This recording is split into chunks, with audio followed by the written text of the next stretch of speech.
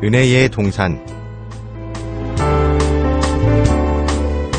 은혜의 동산 매주 이 시간에는 한국상담개발원장 손매남 박사의 치유상담 칼럼으로 함께합니다.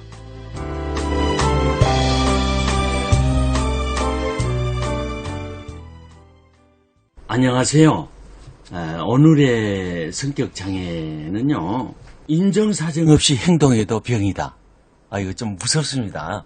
인정사정 없이 행동해도 병이다. 문득 뭐가 생각나세요? 무자비한 사람들 있잖아요. 바로 그런 사람들을 가리키는 것입니다. 그러니까 법도 질서도 다 무시하는 사람들이에요. 이런 것을 가리켜서 반사회성 인격장애다 이렇게 얘기하죠. 무자비한 행동들을 해가지고 이제 사건을 이제 우리가 많이 경험하지 않아요. 이제 그럴 때 이제 그런 사람들을 갖다 우리가 사이코패스다 이제 그렇게도 또 얘기를 합니다. 그런데 우리가 이제 DSM-4가 나오면서 출판되면서 반사회성 인격장애하고 사이코패스 이렇게 서로 구분하여 이제 사용을 하고 있는데요. 사실 이 반사회성 성격장애는요, 다른 사람의 권리를 무시하고 파괴하는 거죠. 그리고 이렇게 막 충동적인 행동을 하고 자기가 원하는 아주 즉각적인 기쁨을 원하고 뭐 책임감이라든가 뭐 양심이라든가 이런 게 없습니다. 그러니까 인정사정 없이 행동해도 병이다라고 하는 말이 여러분들은 더 쉽게 들릴 것 같아서 제가 이렇게 말씀을 드렸습니다. 그래서 이제 이런 분들은요, 반복적인 수치심을 이렇게 쳐버리를 해도요, 그건 상관없습니다. 다시 또 계속 고의를 반복하거든요. 그러니까 이런 분들은 어디 가면 많이 있겠어요? 그건 당연히 교도소가 제일 많이 있죠. 부부 관계에서도요, 이 반사회성을 가지고 있는 경우들이 있습니다.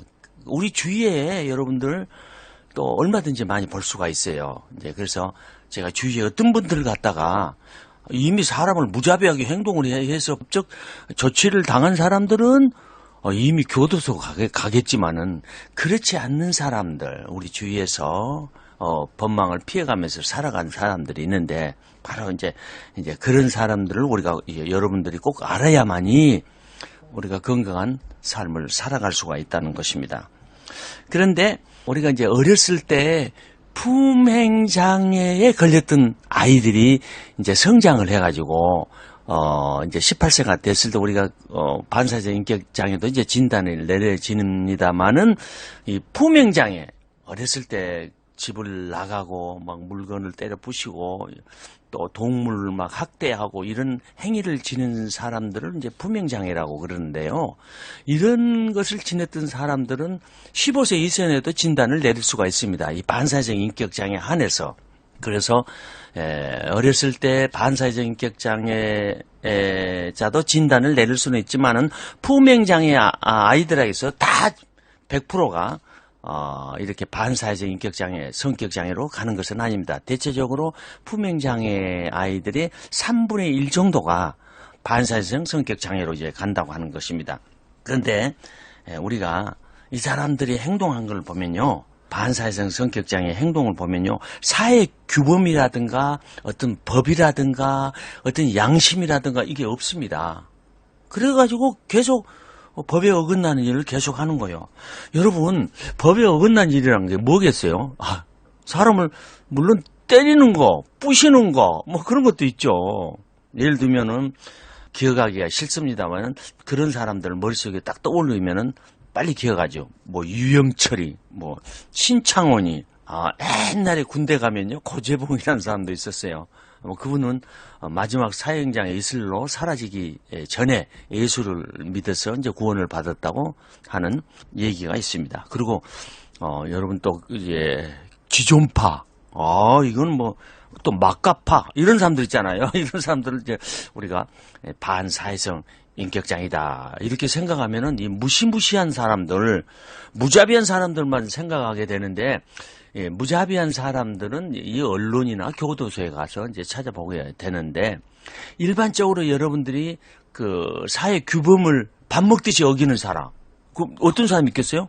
어떤 사람 생각났어요. 사회규범. 교통법규 밥 먹듯이 어기는 사람들, 물론 자칫하면 교통사고 나서 큰일을 당할 수가 있습니다. 이것도 이제 문제가 되는 거예요. 또 신용불량자. 우리 주위에서는 이렇게 여러 가지로 나타날 수가 있다고 하는 것입니다. 그러니까 그 양심을 저버리는 행동 있잖아요. 양심을 저버리는 행동들을 하는 것이 이제 반사회적인 인격장애입니다. 자, 이런 사람들은요, 어렸을 때 부모로부터 무시를 당했다든가, 사랑을 받지 못했다든가, 학대를 받은 경험이 있다든가, 이런 사람들이 이제 성장하면서, 이제, 어렸을 때는 이제 푸명장애로 이제 나타나기도 하고, 이제 18세 이상에 가가지고는 반사회적으로 나타날 수가 있습니다. 그래서, 오늘 신문 보니까요, 요즘 이제 가정에서 체벌이 해도 안 된답니다. 체벌을 하면 그것도 이제 문제가 되거든요. 그래서 그것이 왜 그런 거니? 체벌이 학대라고 하는 거거든요.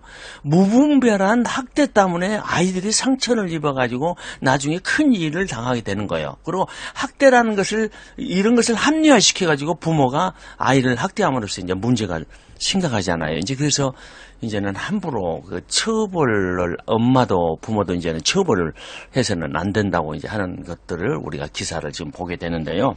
자, 우리가 부모로부터 무시를 당하고 학대를 받은 경험이 있는 아이들이 자라나면서 자기 그 마음속에다가 모성상이 건강하게 발달을 못한다는 거예요. 남자애들은 아버지상, 부성상을 지녀야 되는데 이제 그런 걸 못 지닌 거예요.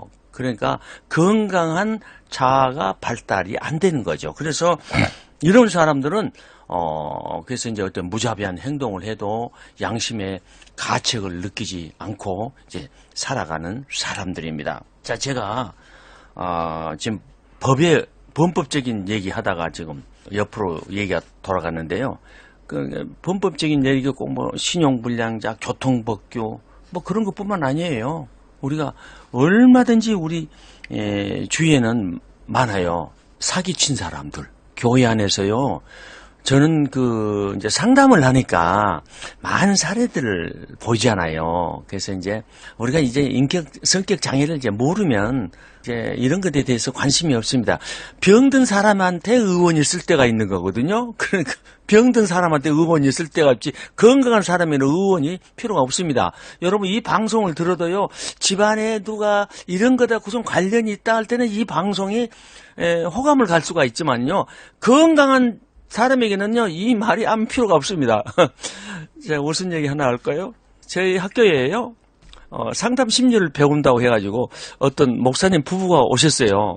그러더만 배워보니까 참 정신병리학적으로 이런 것들을 막 설명하니까 부부관계도 뭐 때문에 이렇게 실패해서 이런 사람이 된다 해보니까 자기 부부가 느끼는 거예요. 우리하고는 아무 상관이 없네. 그래가지고 학교를 조용히 그만둔 사람이 있습니다. 바로 그런 거예요.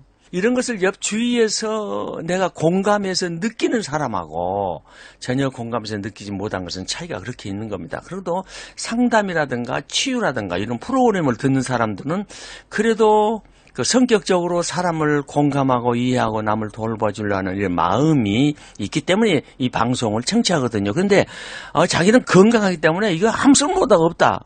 그런 분에게는 이 방송은 필요가 없죠. 사실은요. 그러니까 지금 얘기하고자 하는 것은 이 범법적인 얘기인데 법의 양심에 저촉이 되면서도 그 저촉을 못 느끼는 거예요. 제일 문제가 그래요. 그래서 무자비한 행동을 해도 내가 잘못이다고 못 느끼기 때문에 교도소를 갔다가 다시 나와도 다음에 또 그런 행동을 하게 되는 것입니다.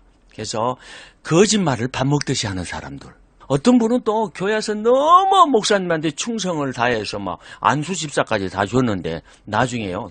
교인들에게 돈을 이 사람도 전부 다 우리 목사님을 위해서 다시 말하면은 목사님 앞으로 그 사택을 구입을 해야 된다고 모든 성도들한테 다 돈을 이렇게 헌금식으로 걷어가지고 날라버렸습니다. 이런 사람은 양심의 가책이 느끼지 않고 행동하는 사람들입니다. 왜냐면요, 양심의 가책, 그것이 한 시간 단순히 하루 안에 일어난 것이 아니거든요. 끊임없이 며칠, 한 달, 두 달, 석 달, 넉 달 거치면서 일어났던 현상이에요.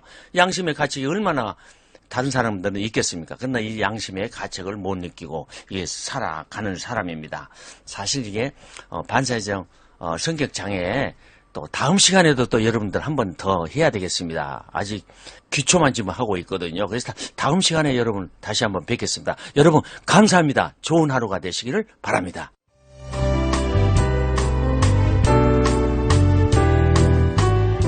은혜의 동산 지금까지 한국상담개발원장 손매남 박사의 치유상담 칼럼으로 함께 하셨습니다. 문의사항이 있으신 분은 02-884국에-7590번으로 연락주시거나 유튜브에서 손매남을 검색하시면 이 방송을 다시 들으실 수 있습니다.